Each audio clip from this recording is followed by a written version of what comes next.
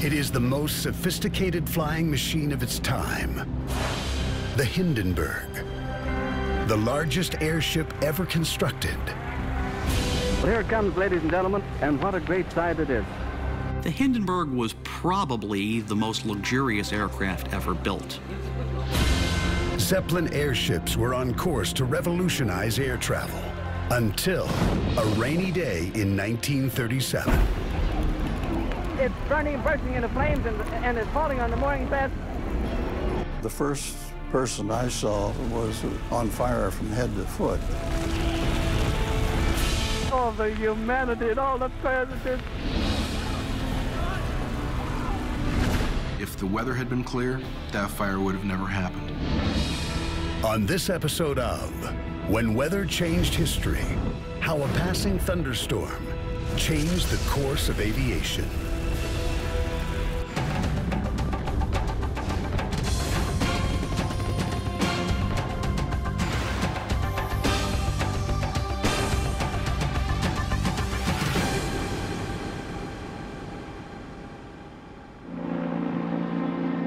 They are a popular spectacle at sporting events.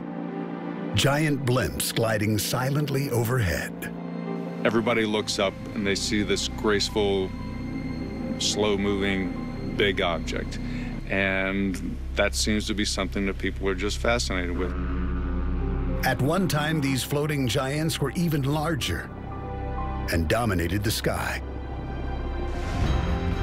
On July 2nd, 1900, 3 years before the Wright brothers flew at Kitty Hawk, a bold new flying machine takes to the skies in Germany. It's called the Zeppelin LZ-1, named for its inventor, Count Ferdinand von Zeppelin. The hull consists of a lightweight shell over a metal frame. Inside that structure are a number of gas cells, which you can think of as individual balloons. The cells are filled with hydrogen.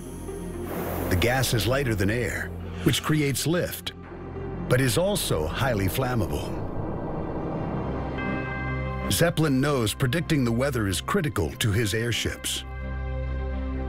The lighter-than-air crafts, or dirigibles, avoid potentially dangerous storms by traveling around them.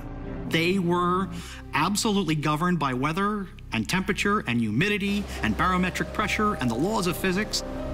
The officers on the ship, they had to be experts on the weather in a way that a seagoing captain is, but more so in many ways, because they were dealing with a buoyant object in a gaseous medium.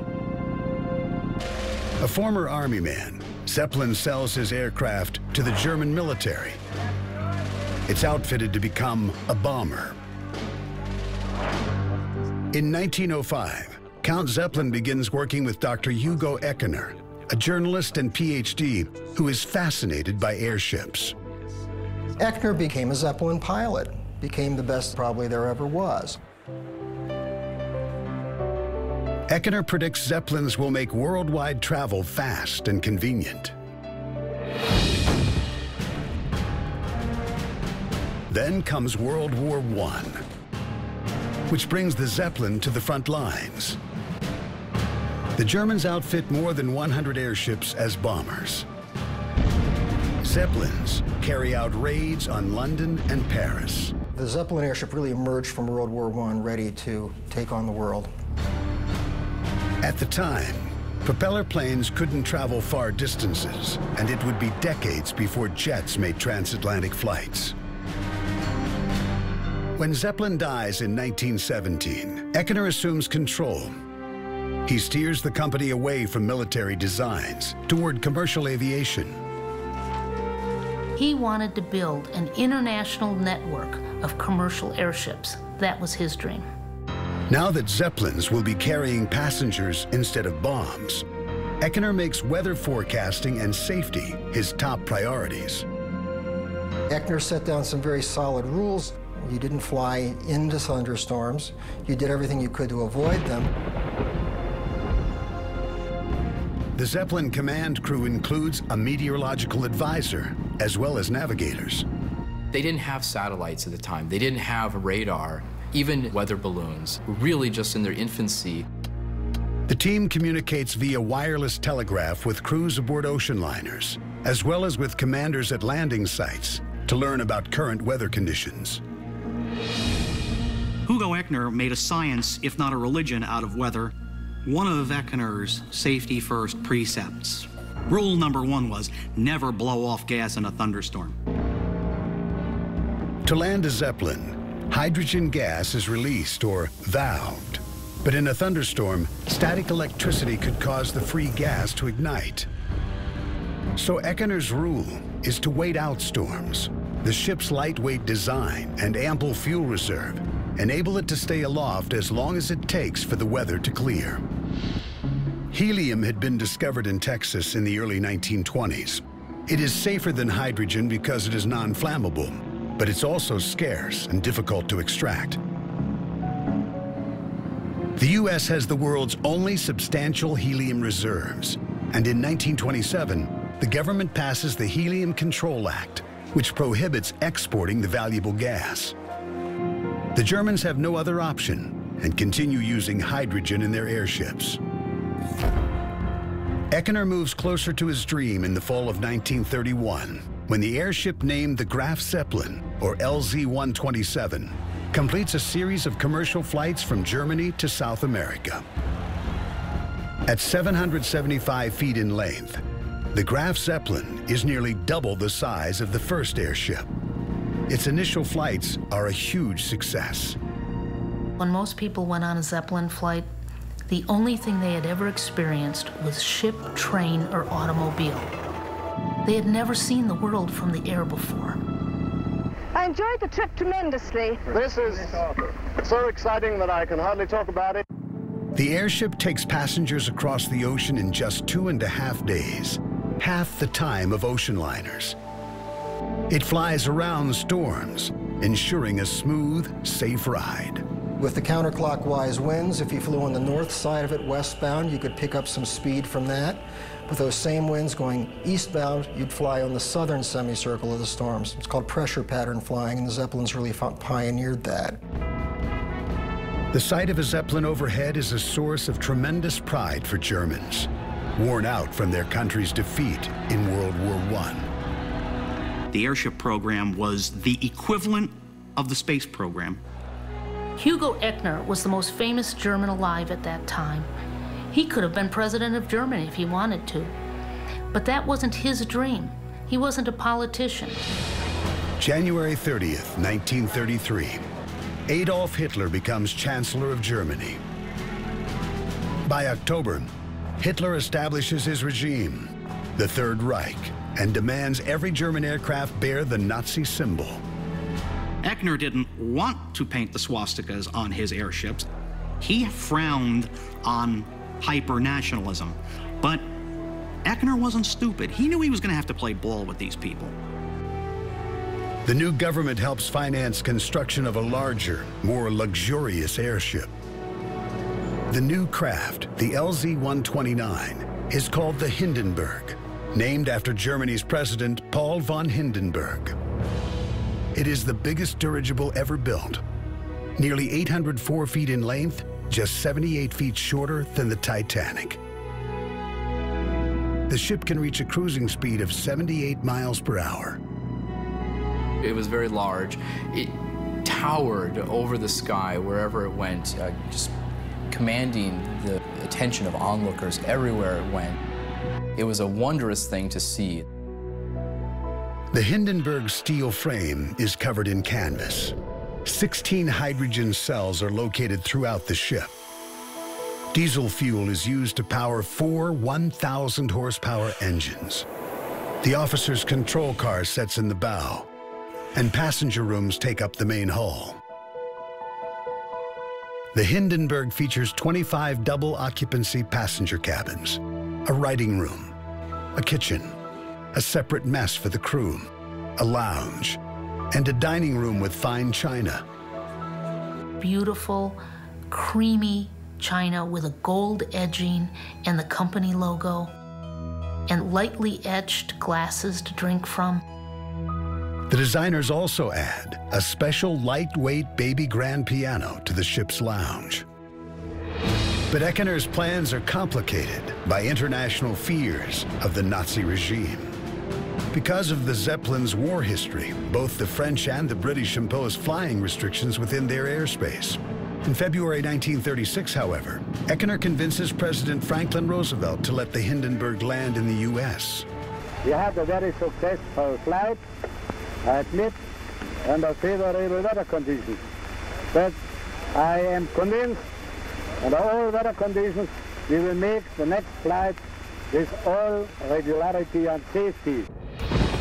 A little more than 1 year later, in May 1937, a weather system forming over the central U.S. will lead to tragedy and ultimately change the course of aviation history.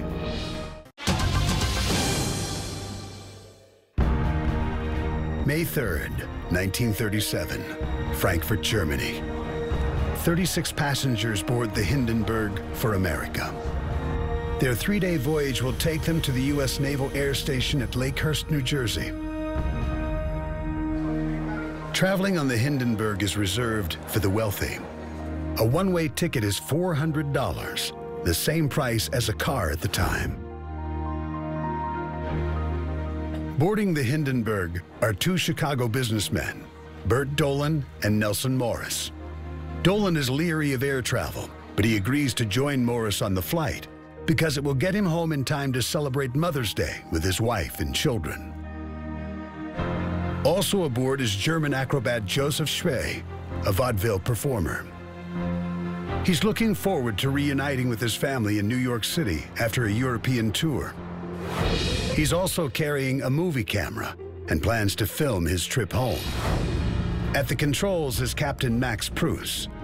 Spruce studied under Hugo Eckener and has been flying Zeppelin since World War I. His safety record is impeccable. Mac Spruce was not an inexperienced man, and there probably could have been very, very few better choices to have for commander of the Hindenburg for the 1937 season. Captain Ernst Layman is the senior officer on board. He is known for taking chances and has been in numerous accidents. He sees his flying career as a way to gain Hitler's attention. On at least 3 occasions in the 1936 season, Layman was handling the Hindenburg with a certain degree of bravado that resulted in damage to the ship. After crew members load luggage and cargo onto the ship, the Hindenburg lifts off at 8 p.m. under clear skies and a light breeze. When the Hindenburg left, there could not have been more ideal weather conditions. But the calm conditions don't last long. As soon as Spruce turns the Hindenburg's nose into the Atlantic, strong headwinds begin to whip against the airship. They were going through dark clouds. They had a lot of mist and rain, and they had very low visibility. Still, passengers are impressed with the airship's steadiness as it flies through 50-mile-an-hour winds. Although the weather isn't dangerous, the strong headwinds have pushed the Hindenburg behind schedule. By the afternoon of May 5th, 2 days after it left Frankfurt, the Hindenburg approaches the coast of Newfoundland.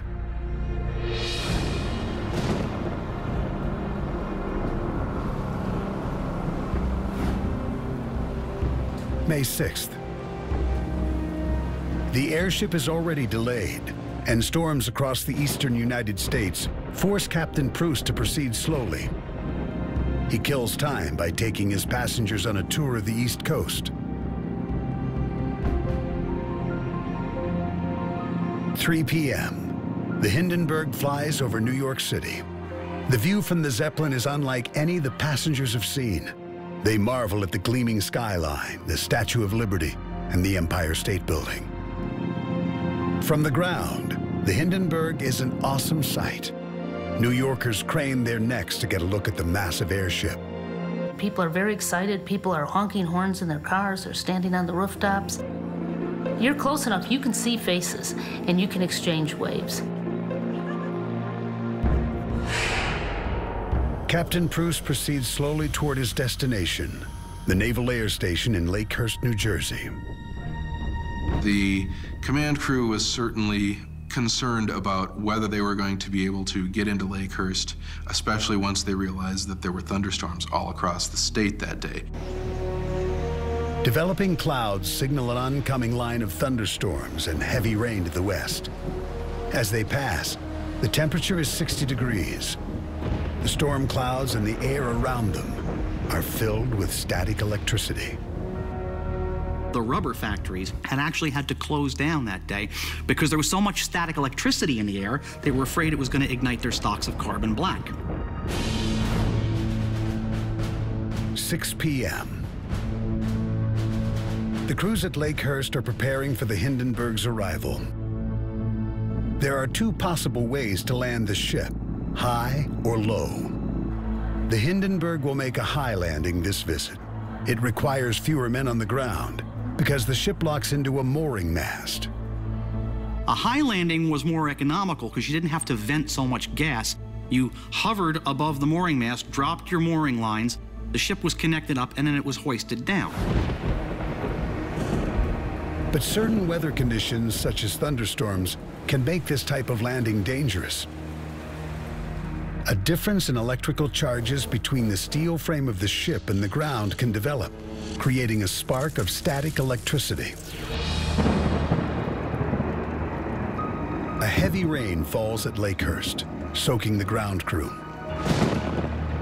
Distant lightning is observed to the south and southwest, but none is reported near the landing site. 6:12 p.m. The rain begins to let up. The U.S. Navy commander at Lakehurst recommends that Captain Spruce land the ship. Navy Seaman Robert Shaw is a member of the... that they'd better try to land because the weather wasn't getting any better and it would probably get worse. 7:11 p.m. At an altitude of 590 feet, still moving at full speed, the ship turns toward the landing site. The Hindenburg begins its final approach. There it comes, ladies and gentlemen. And what a great sight it is. A thrilling one. It's a marvelous sight.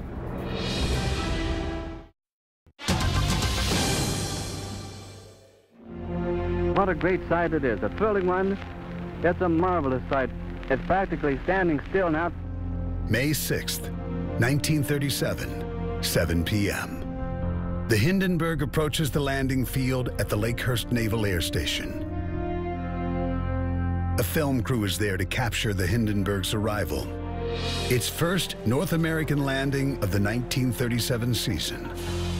Also there is a young radio announcer named Herbert Morrison. Coming down out of the sky, pointed directly towards us and toward the mooring mast. Nearly 250 crewmen are waiting on the ground to help moor the Hindenburg, including Navy seaman Robert Shaw. It seemed to me the ship was coming in awfully fast, and I could hear valves opening and a hissing sound, which I took to be that they were valving hydrogen. The commander, Spruce, ordered a sharp turn, and the reason they needed a sharp turn is because they wanted to be heading into the wind for the landing. 7:14 p.m. At an altitude of 394 feet, Captain Spruce reverses the engines to slow the ship. No wonder this great floating palace can travel through the air at such a speed with these powerful motors behind it. 7:18. The crew on board releases water ballast to reduce the ship's weight for a smoother landing. 7:21. The Hindenburg descends to 295 feet. The first of several 400-foot hemp ropes wind down to the ground crew. Even though the atmosphere is electrically charged, the weather is improving. There is only a slight drizzle and a light wind. I'm standing right in the middle of the field. That's when I heard the shock. There was a noise which has been described from everything from a boom to a whoosh to a muffled boom to the sound of a cannon being shot off at Fort Dix. The first thing I saw was a blue ring right around the tail of the Hindenburg, and that ring immediately turned to orange, and then it caught fire Fire rips through the fin, and flames spread over the silver Hindenburg. It bursts into flames. Get it, Charlie, get it, Charlie. It's fire and it's crashing. It's crashing terrible. Oh my, get out of the way, please. I heard at least 8 explosions. The gas bags exploded as it went forward to the nose. It's burning and bursting into flames and it's falling on the mooring bed. Fire travels forward through the airship, igniting each of the ship's 16 hydrogen gas cells. The aircraft tilts sharply toward the stern, then begins to sink to the ground. And all the folks between it, this is terrible. This is one of the worst catastrophes in the world. For one final moment, the name Hindenburg can be seen on the hull before it is consumed by flames. Myself and all the others turned and started to run away because we didn't want to be caught underneath the ship. Aboard the Hindenburg, passengers and crew members have only moments to escape. In those few seconds, you had to be very focused. I need to get out of here, and I need to run very quickly.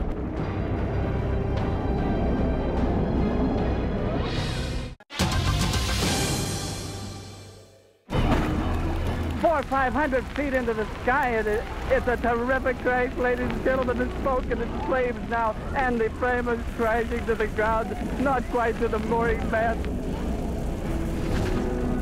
Film footage and Herbert Morrison's emotional radio report capture the Hindenburg disaster. All the humanity and all the passengers. I can't even talk to people. His friends are on there. I can't talk, ladies and gentlemen. As horrified spectators watch, passengers and crew aboard the Hindenburg race to escape the burning craft. Flames are clearly visible out the observation windows. People were screaming, "Get out, get out." The question is, when do you jump? They were about 150 feet off the ground, too high to jump. If you jumped and broke your leg, you couldn't run away. So they had to actually wait for the ship to settle down toward the earth before they could jump out. Those that survived, they hit the ground, either rolled over in the sand and, put out any flames, and just ran away. As the ship goes down, Chicagoans Bert Dolan and Nelson Morris wait as long as they can before jumping out a window. When it got low enough, they both jumped. Morris jumped right ahead of Dolan. He landed, and there was just all this wreckage around. He had to run through this obstacle course, basically, to get out. Mr. Dolan landed right behind him, and for whatever reason was trapped, was not able to get out, and by the time Morris got himself out, it was too late.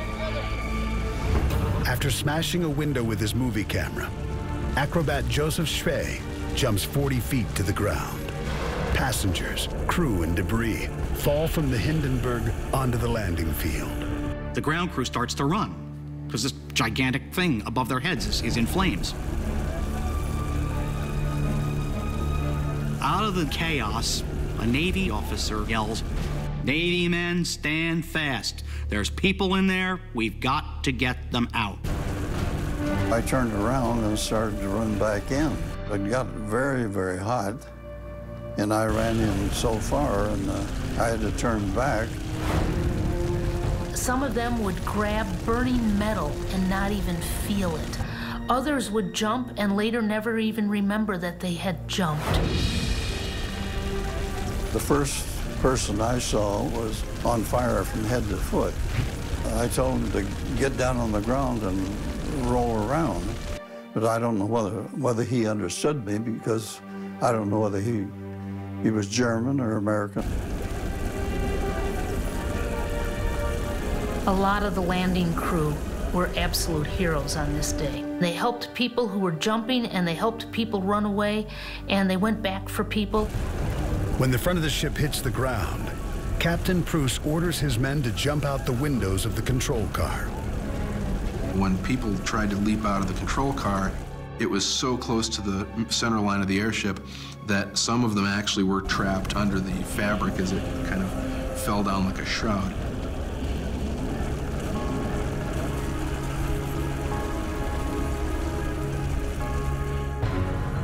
Spruce runs back to the flaming ship looking for survivors. He helps several escape. On the ground, Robert Shaw pulls passengers to safety. He turns back to the Hindenburg to search for more survivors. He spots 2 officers amid the wreckage. They seemed to be in shock, and their uniforms were burning, and I walked up to them, and about that time, another sailor and a civilian appeared on the other side of them, and we literally took hold of them and dragged them out of the flames. One of the officers is the commander of the ship, Captain Mac Spruce. Captain Spruce was very badly burned. He kept going back in over and over to save passengers and crew members, and by the time the landing crew was able to get a hold of him, they physically had to wrestle him away from the wreckage because he was going to go back in yet again. The crash of the Hindenburg takes only 34 seconds. The so-called floating palace is now a smoldering ruin.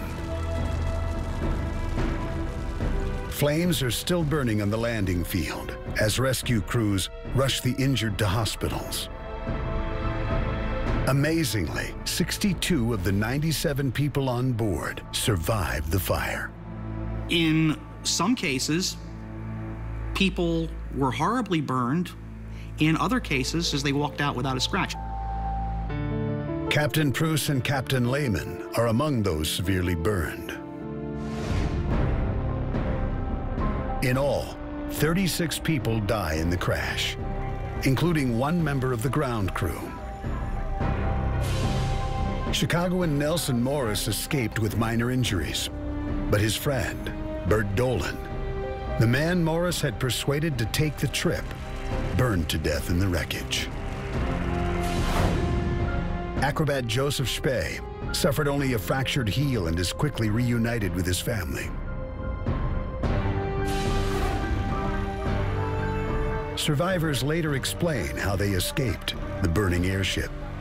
As flames started coming through, the only course open for anybody was to make a jump out of the windows.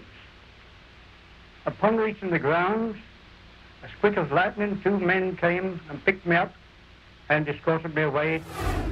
The catastrophe is detailed in newsreels and papers.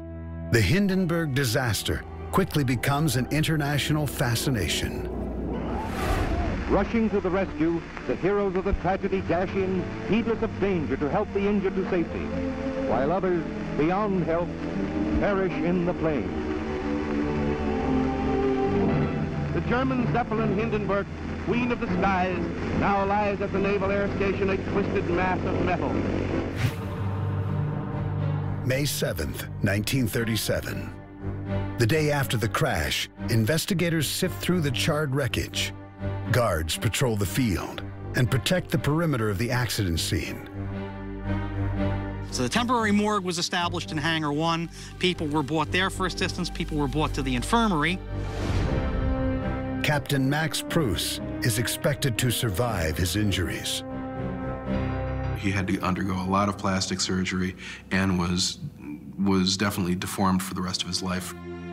Captain Ernst Layman is in critical condition. Ernst Layman was very, very badly injured. He received 3rd-degree burns from the back of his hairline down to the base of his spine. Moments before his death, he tells his friend, U.S. Navy Commander Charles Rosendahl, that only an act of sabotage could have destroyed the Hindenburg. Layman would certainly have wanted it to be sabotage if he knew in his heart of hearts that he had rushed this landing and made perhaps fatal overriding decisions. You know, when it first happened and it was such a shock, a lot of people immediately came out with the idea it must have been sabotage. It couldn't be anything else. But in the weeks and months following the crash, experts will be forced to consider whether a spark and a thunderstorm brought down the colossal Hindenburg. If there was the combination of a mixture of hydrogen and air, and if there was a spark, and if all these things came together to create what we'd call the perfect storm, danger could happen. The Hindenburg fire was a perfect storm scenario. There were several elements that were all in place at once, and if any of those elements had not been there, the fire wouldn't have started.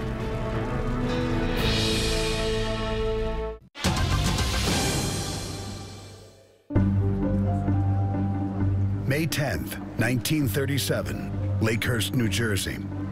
U.S. officials open a public inquiry into the cause of the Hindenburg disaster. The airship caught fire while landing during bad weather. While the landing conditions will be examined, the first questions focus on the possibility of sabotage. The officers of the ship that survived went sort of to great lengths to say that everything was completely normal coming in. To accommodate the press and the number of witnesses involved, the hearing is held in the waiting area of this hangar.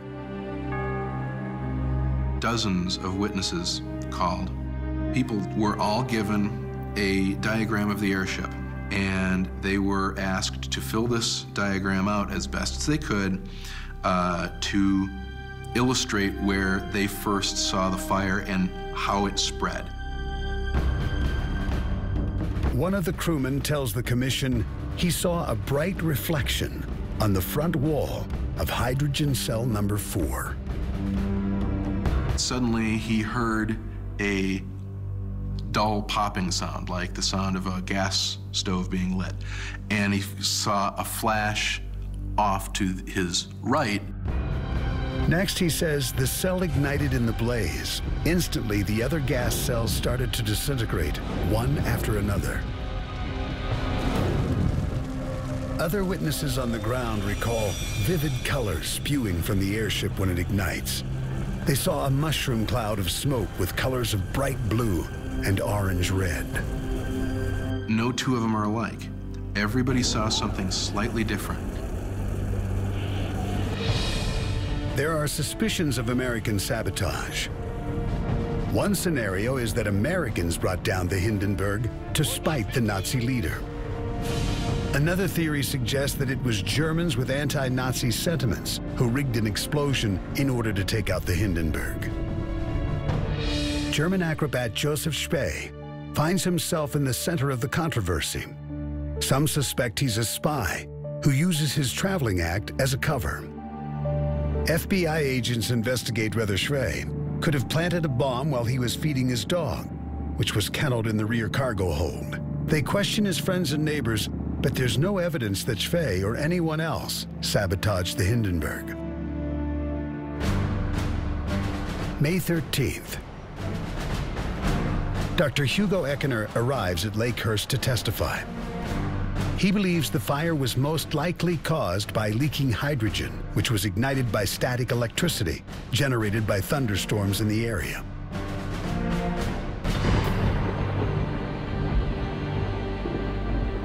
There was a major weather system that was making its way across the eastern U.S. at that time.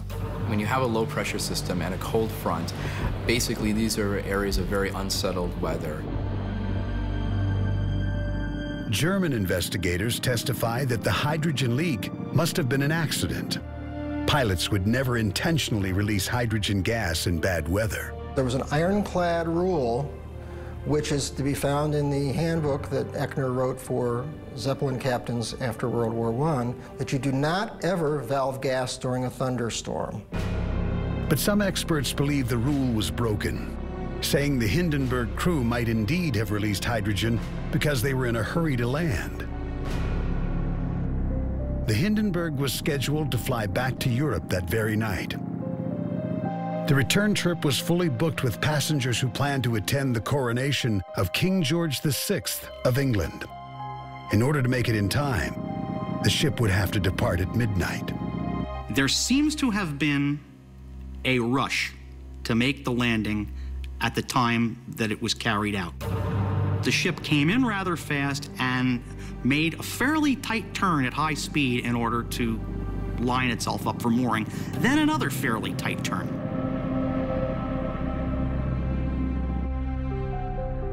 Those tight turns could have produced extreme stress on the hull of the ship. The stress could have caused a bracing wire to snap and tear into cell number 4 or 5.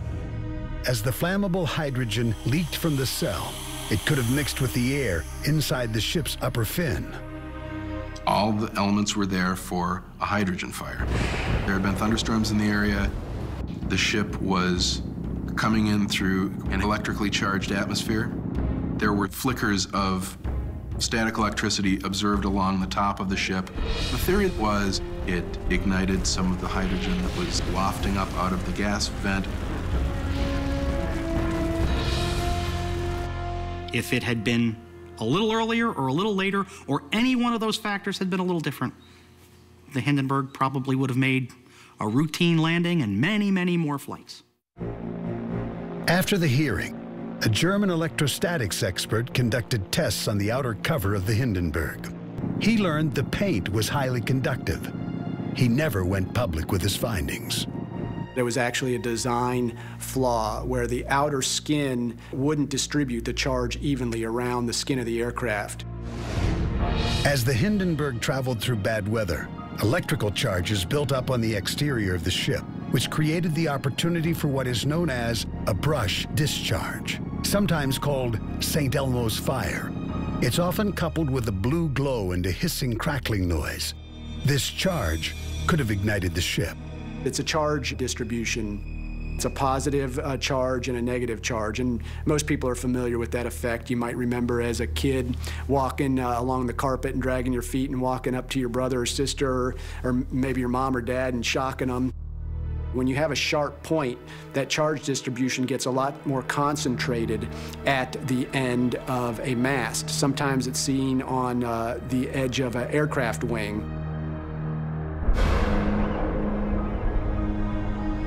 In the end, neither the U.S. nor the German investigations are able to pinpoint the exact cause of the Hindenburg disaster.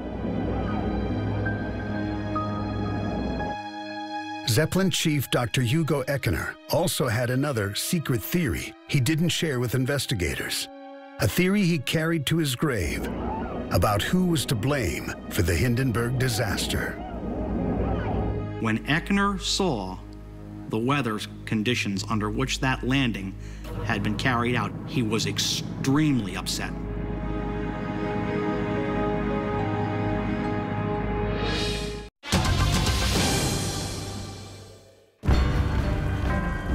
In the decades following the Hindenburg disaster, the fiery images and dramatic eyewitness accounts have been a constant source of fascination. This is one of the worst catastrophes in the world of humanity.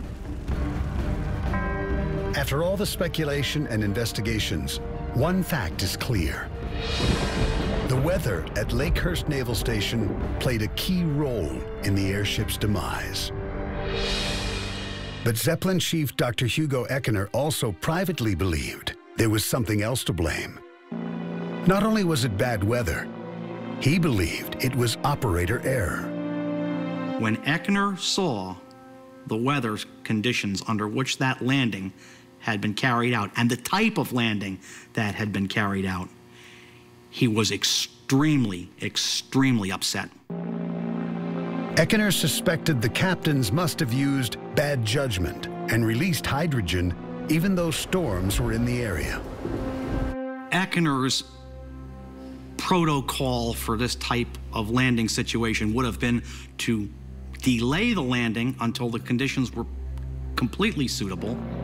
Captain Layman may have pushed to land, fearing that further delay would be an embarrassment to Germany's Third Reich. After the disaster, Eckener knew that the future of Zeppelins depended on refitting the ships to use non-flammable helium instead of hydrogen. But with the onset of World War II, the U.S. again refused to sell helium. As a result, in the spring of 1940, the Hindenburg's predecessor, the Graf Zeppelin, and its successor, the Graf Zeppelin II, were both dismantled and used for scrap. The Goodyear Company continued to pursue airship technology, and today uses helium inside its blimps, which are smaller than airships of the past. A quarter of the size of the Hindenburg, today's blimps are no longer vulnerable to fires from lightning, but they can still lose control in thunderstorms, downdrafts, and high winds. The weather is probably one of the biggest factors that we have to deal with in flying airships. The wind is a big part of that, and every day presents new challenges. Despite these weather challenges, it seems dirigibles are regaining popularity. The Boeing Company is developing plans to use airships to haul heavy equipment into remote areas. And overseas, the Zeppelin Company, the same business that introduced the world to the Hindenburg, is still operating. Today, it offers passengers a floating tour through the sky. There was still a huge interest in being able to go up in an airship just for a sightseeing trip. Better technology and improved weather forecasting give today's airships a clear advantage over ships of the past. The Hindenburg was very clearly a weather-related disaster. If the weather had been clear, that fire would have never happened.